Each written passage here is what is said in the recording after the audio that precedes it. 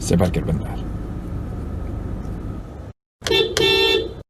Kali ini kita akan mempelajari Galatia 5 ayat 1-15. Di bagian ini Paulus sekali lagi mau menekankan pada jemaat di Galatia supaya mereka memastikan diri mereka tetap ada di dalam keselamatan yang benar. Karena di luar itu Paulus khawatir mereka belum menerima keselamatan. Ayat 1. Supaya kita sungguh-sungguh merdeka, Kristus telah memerdekakan kita. Karena itu berdirilah teguh dan jangan mau lagi dikenakan kuk perhambaan. Paulus menekankan bahwa Kristus telah memerdekakan kita. Dan karena itu kita sungguh-sungguh merdeka, bukan setengah merdeka, bukan sedikit merdeka, bukan akan merdeka. Kita sudah sungguh-sungguh merdeka. Karena itu kata Paulus, berdirilah teguh dalam kasih karunia yang sudah kita terima. Jangan mau lagi dikenakan kuk perhambaan, jangan mau lagi ditipu orang, jangan mau lagi terjebak dalam pengajaran yang salah. Ayat 4 bilang begini, kamu lepas dari Kristus, jikalau kamu mengharapkan kebenaran oleh hukum Taurat, kamu hidup di luar kasih karunia.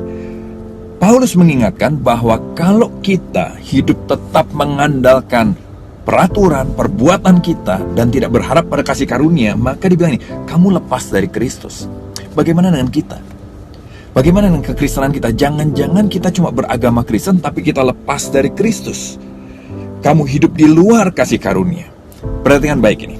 Tidak peduli betapa yakinnya kita bahwa kita sudah bertobat, atau merasa bahwa Tuhan sudah mengubah hati kita, selama keselamatan kita itu didasarkan pada ketaatan kita, perbuatan kita untuk selamat, maka kita pada saat yang sama sedang menyangkal penebusan Yesus di atas kayu salib untuk kita.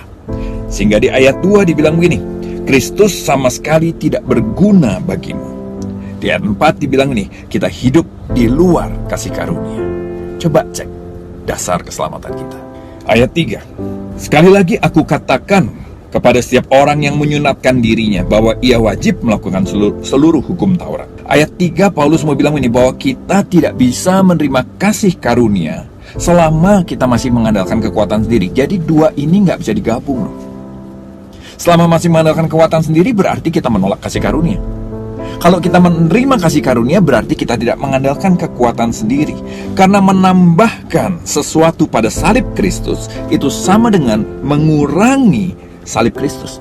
Sama dengan kita tidak percaya bahwa salib Kristus mampu dan sudah menyelesaikan semua dosa kita. Ayat 6 bilang begini, sebab bagi orang-orang yang ada di dalam Kristus Yesus, buat kita, kalau kita betul-betul sudah ada dalam Kristus Yesus, maka hal bersunat atau tidak bersunat tidak mempunyai suatu arti, hanya iman yang bekerja oleh kasih. Jadi kalau kita sudah dalam Kristus, maka apapun yang kita lakukan atau tidak kita lakukan, itu tidak menambah atau mengurangi penerimaan Tuhan sama kita. Tidak berarti apa-apa. Maksudnya tidak menambah, mengurangi sayangnya Tuhan sama kita, tidak menambah atau mengurangi berkenannya kita sama Tuhan. Semua hanya karena iman yang bekerja lewat kasih di dalam kita. Nah, setelah kita menerima keselamatan karena kasih karunia di dalam Yesus saja, lewat iman dan percaya kita saja, apa yang kita harus lakukan supaya kita bisa tetap berdiri teguh seperti yang Paulus bilang? Ayat 5 menjelaskan begini, sebab oleh roh dan karena iman saja kita menantikan kebenaran yang kita harapkan. Jadi yang perlu kita lakukan adalah menantikan penggenapan dari seluruh janjinya. Suatu harapan yang pasti akan tergenapi dengan sempurna. Suatu harapan, suatu janji yang sudah kita terima sekarang dan yang akan terus kita terima sampai kekekalan nanti. Perhatian baik, suatu harapan yang pasti yang sudah kita terima sekarang dan yang akan terus digenapi, terus kita terima sampai kekekalan nanti. Paulus mengingatkan kita untuk bisa hidup di dalam kepastian, jaminan akan kemuliaan yang akan datang. Sebab kita anak-anak Allah, kita ahli-ahli waris yang pasti akan menerima janji Allah. Nah, kalau kita terus memandang ini, kita terus berharap dengan pengharapan ini, maka itu akan membuat kita berdiri teguh, sehingga nggak lagi bimbang dan digoyang-goyang oleh rupa-rupa angin pengajaran. Kita berdiri teguh, melihat harapan yang sudah kita terima dan akan terus kita terima sampai pada kekekalan nanti. Jadi ayo kita cek, kita periksa apakah betul kita sudah menerima keselamatan yang sejati, keselamatan di dalam kasih karunia karena Yesus Kristus, karena kita percaya saja. Atau jangan-jangan kita ada di luar Kristus, kita ada di luar kasih karunia. Apa ciri-ciri keselamatan yang sejati? Yang pertama, kita memiliki iman, percaya pada Kristus saja, pada gospel saja, pada kasih karunia-Nya saja, bahwa lewat Kristus dan kasih karunia-Nya semua dosa kita sudah diampuni dan kita sudah dijadikan anak Allah, kudus, sempurna, berkenan di hadapan Allah sekarang sampai selamanya.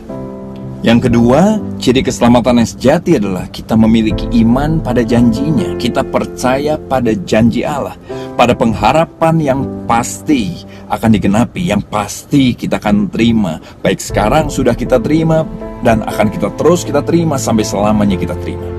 Nah, di dalam keselamatan yang sejati inilah Tuhan menjamin perlindungan atas kita. Sehingga Alkitab juga berkata bahwa ini tidak ada apapun yang bisa memisahkan kita dari kasih Bapa. Terhadap orang-orang yang percaya pada kasih karunia dan keselamatan daripada Tuhan, Tuhan yang berjanji untuk memelihara kita, untuk menjaga kita, untuk berada, berdiri teguh, hidup dalam keselamatan sampai selama-lamanya. God bless you.